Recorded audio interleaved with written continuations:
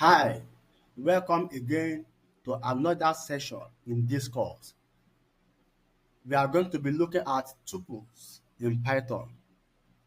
Tuples are like lists in that they also allow for the arrangement of elements in them. However, they are different from lists in some characteristics. One, tuples are immutable.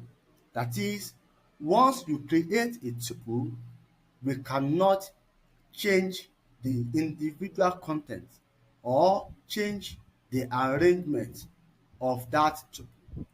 And that is what is called the immutability of tuple. Another difference is that lists are enclosed in a square bracket, whereas tuples are enclosed in parentheses.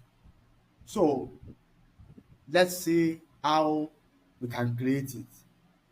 Tuples are created using parentheses, and they can also be created using the tuple function. So let's start.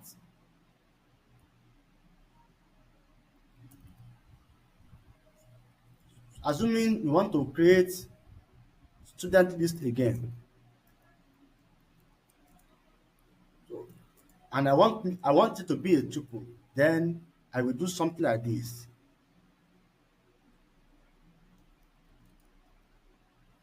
Yes. Now, if I call this,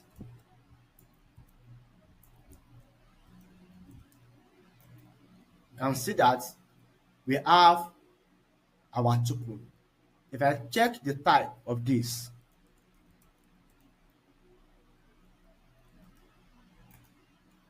you see that it is now a tuple. The second way we can create it is to use a tuple function. So this is our student list again, another list, and you can see that this is a list. So let's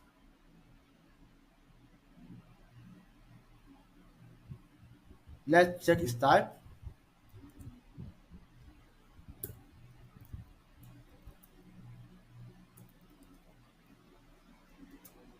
can see that this student list is a list, while this student list is a tuple. Now, this student list, which is a list, we want to convert it to a tuple. So how do we go about that? We use the tuple function. So you say student list.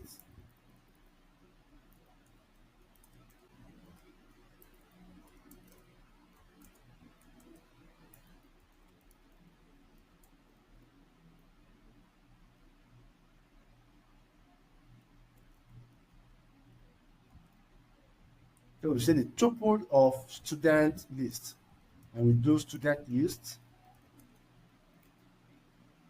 and you can see that this has been converted to a tuple. So if you check now, I and I you can see that this is now a tuple. So these are the two ways through which we can create our tuple. But there is another way through which a tuple can also be created, but I will reserve that toward the end of this session. We spoke about immutability of tuple. Now, once a tuple is created, we cannot modify its content, whether to remove it, to add to it, or change it. For example, let's look at student list again.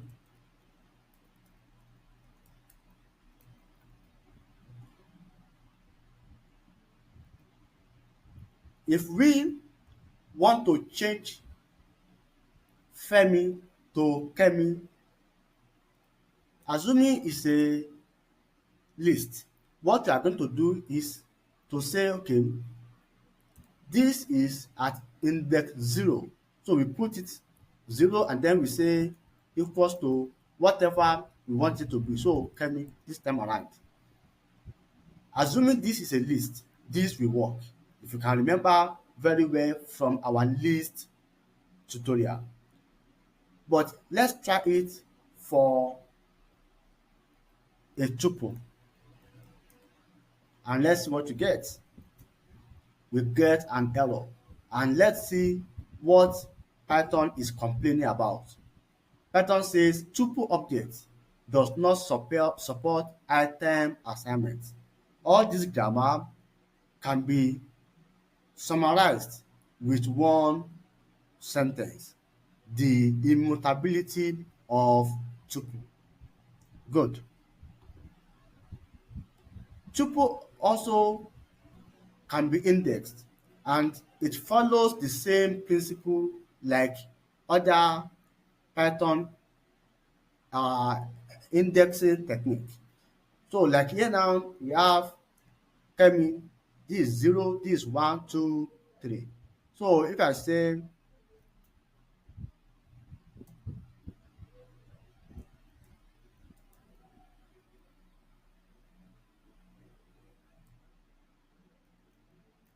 you can see, so if I say members into -1, you can see that economy came.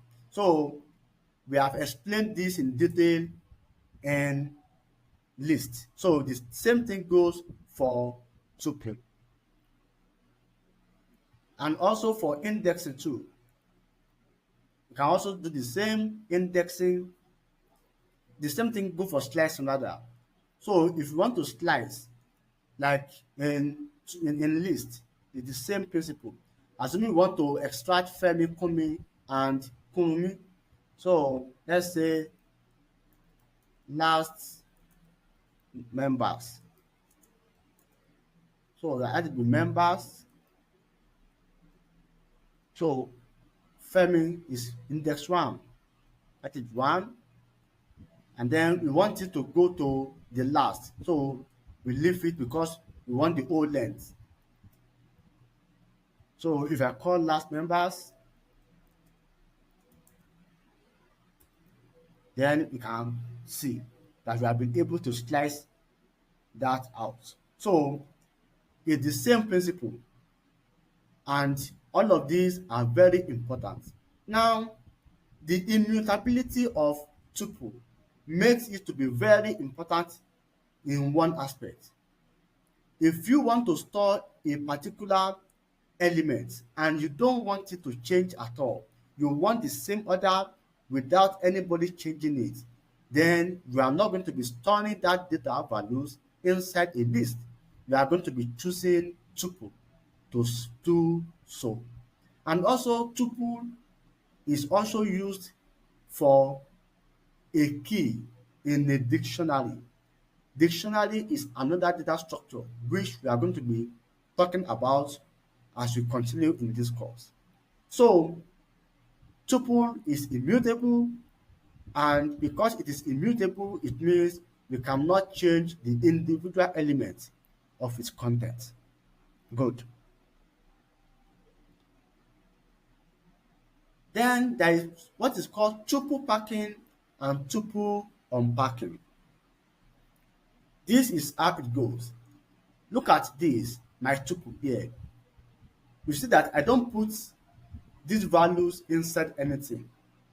So when you do this in Python, Python will just help you pack everything here inside a parenthesis and make it a tuple automatically. So let's call it again.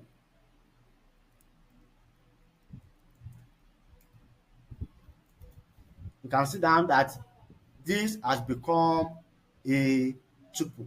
So we call this tuple packing. When we separate individual values by comma and automatically they become a tuple. So this is the third way through which we can create a tuple apart from putting them manually inside a parenthesis or by using a tuple function. Then we have unpacking. We explain these two in list. So for example now, if I want to unpack this, so this is the first element A, this is second element, third element, fourth and fifth.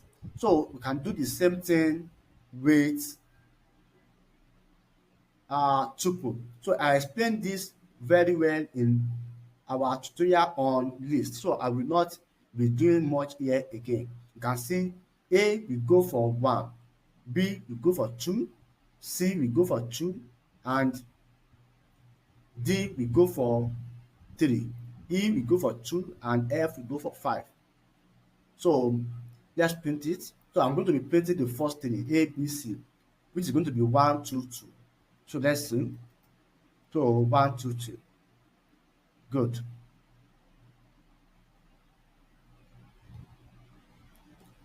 So we have what is called tuple concatenation.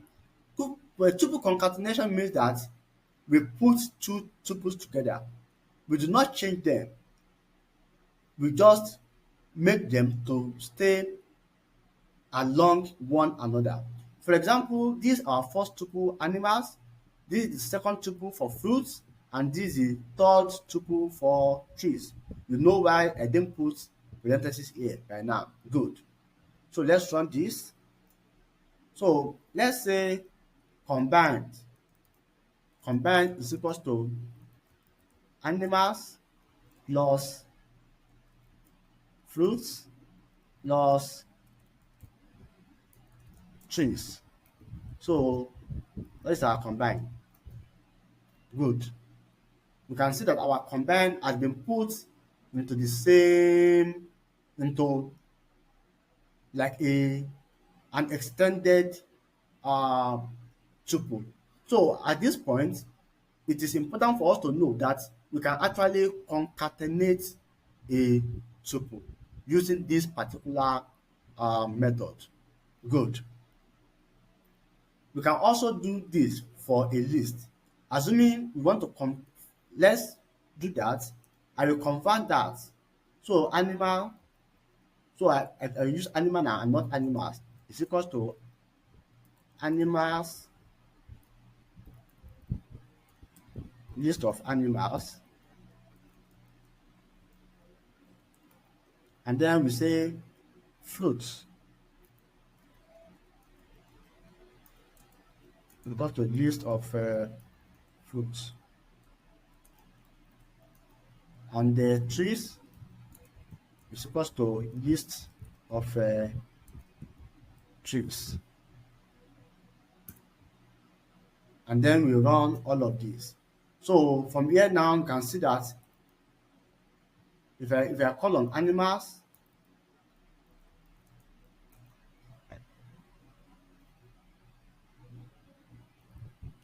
animal rather, so it has become a list. Then and the same thing goes for others. So if I add all of this together, animal plus fruits plus tree, what do you get? You can see that we have been able to concatenate. We have been able to concatenate these three lists together. So you can understand how this goes.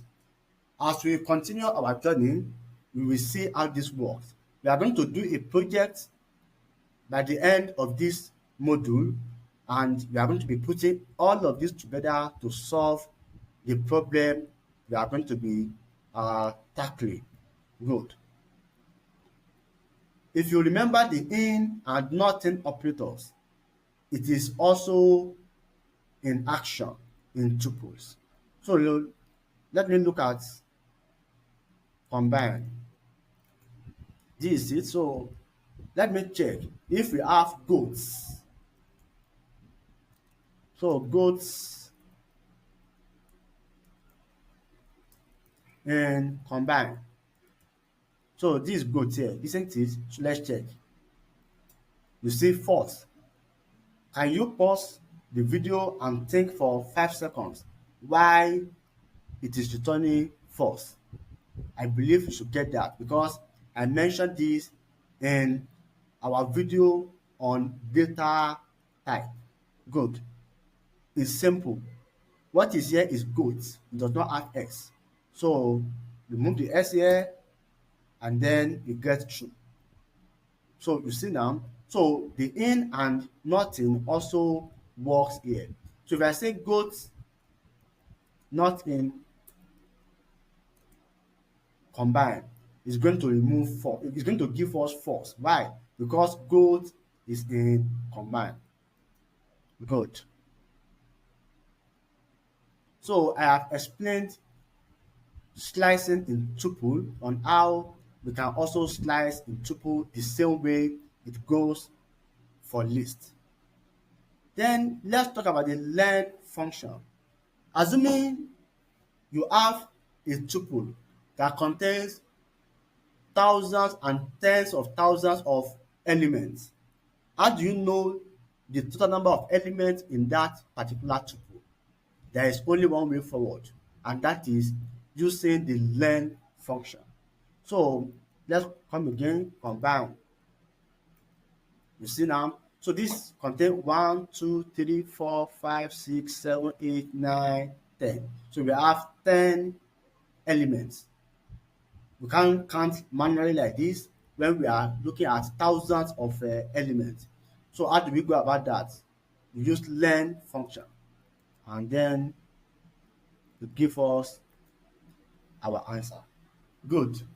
So this is an introduction to tuple, a very important concept that we are going to be using and applying a lot as we continue our journey as a Python programmer. Thank you very much. Do not forget to subscribe to our channel. Until we meet in the next one.